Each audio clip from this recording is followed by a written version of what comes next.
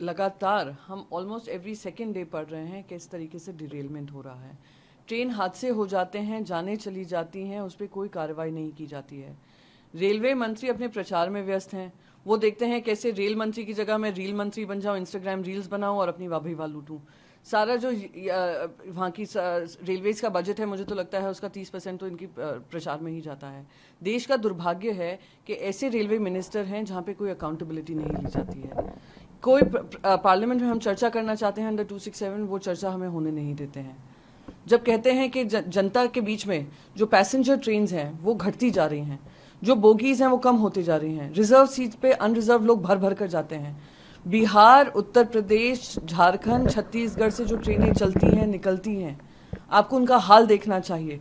लोग टॉयलेट्स में बैठ बैठ कर जा रहे हैं, पर इनको किसी तरीके की शर्म नहीं महसूस हो रही है, या ये नहीं ग्लानि महसूस हो रहा है कि इस पर कोई कार्रवाई होनी चाहिए।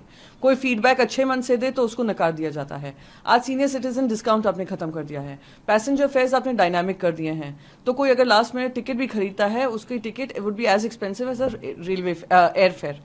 तो आपने कोई सुविधा नहीं दी, आपने रोज ये डिरेलमेंट किया। फिर आप आएंगे वहां पर विजुअल्स लेंगे कि कहीं आप किसी की बाइक में बैठकर जा रहे हैं, कभी ऑटो में बैठकर जा रहे हैं, कभी इंजन के नीचे जा रहे हैं, चेक करने जा रहे हैं। क्या चेक कर रहे हैं जब हादसा हो चुका?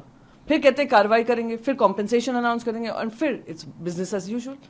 कब तक देश की जनता ये सहेगी?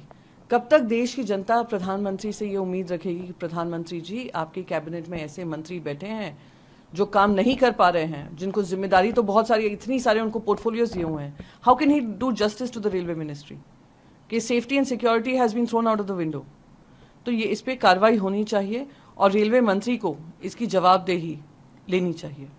देखिए, जिस तरीके से वेल्थ इनइक्वालिटी हो रही है, पिछले लगातार 7 कंसेक्यूटिव बजट्स निर्मला सीतारमण जी ने दिए हैं और हर बजट में यही कहा जा रहा है, उनको रिमाइंड किया जाता है कि जो गरीब है वो गरीब रह गया, जो अमीर है और अमीर होता जा रहा है। इस वेल्थ इनइक्वालिटी का आप एड्रेस करिए, पर वो एड्रेस करना तो दूर, वो अपनी मन की बात कर गई, वो प्रधानमंत्री सरकार बचाओ योजना में व्यस्त हो गई।